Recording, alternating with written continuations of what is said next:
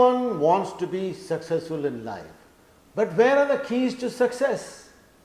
Do we have to go out and search for those keys? Or do we have those potentials already within ourselves? When we begin to examine life, we can see that it is divided into two aspects: life within and life without. Internal life and external life. And we can see that these aspects are of equal importance. Even if we have renounced the world, gone far away from civilization and live in the wilderness, doing nothing but meditation, we cannot ignore external life. We still have to see that we eat, do our ablutions, and perform our practices on time. So life in the external world is as important as the life in the internal world. Even one who has renounced the world has to understand the word relationship properly, because life itself is actually relationship. The body is related to the breath, and the breath is related to the mind. The body, breath, senses and mind all function as a unit. So life virtually means relationship, and thus the art of living and being requires an understanding of one's relationship to the external world and the relationships within oneself. All human beings have inner potential, but many people are not aware of these potentials and do not know how to use them to have a successful life. Those who are not happy internally can never be happy externally. Those who are not happy within themselves can never make others happy. Those who do not love themselves can never love others. If we are not happy, how can we be successful in life? Success lies in our happiness. The keys to the happiness lies within us, but our modern education does not teach us how to find them. It is helpful to have a few formulas to practice in daily life to make it more successful. I have not created these formulas. They are derived from observations based on experience. There are 5 points to remember. How to decide things on time. Second, how to study personal habit patterns. Third, how to conduct ourselves in the external world. And fourth, what attitude to take. And the fifth, where to find happiness.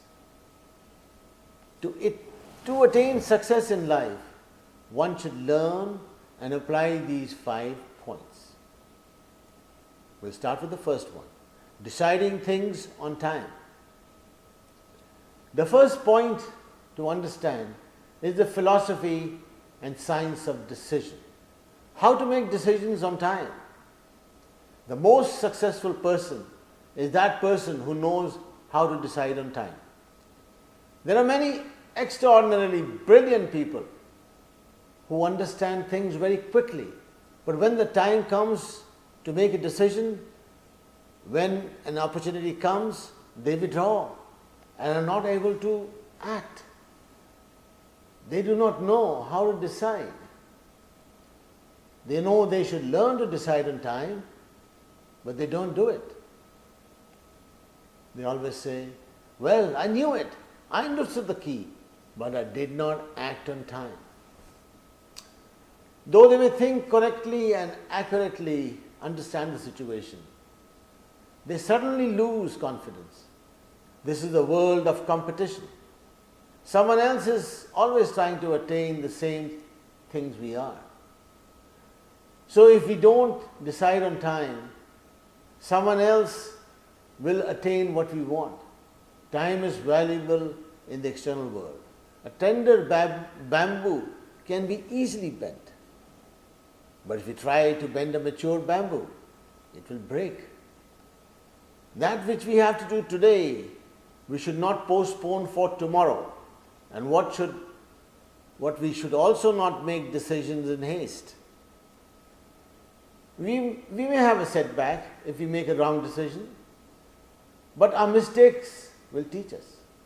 Many people avoid making decisions their whole lives, so their decisive faculty of mind, the faculty of discrimination, becomes rusty and dies. Such people become totally dependent on others. When we study the four functions of the mind, buddhi, the faculty of the decisiveness, is the intellect. Ego, the principle of identity. Chitta, the storehouse of impressions from this lifetime and from the past lifetime. And manas, the mini-me, the importer-exporter of sensations and experience. Then we will become aware of the power of the will. Willpower is that something within us that comes forward and says, do this, it will be helpful for you. Training the internal functions helps us to understand the decisive faculty of the mind, without which we cannot be successful. We should understand our capacities and potentials, and then we should express ourselves in the external world with full confidence, acting without any reservations. Thus, there are 3 steps in performing an action. First, forming an opinion within ourselves. Second, expressing our opinion to others. And third, executing our opinion in action.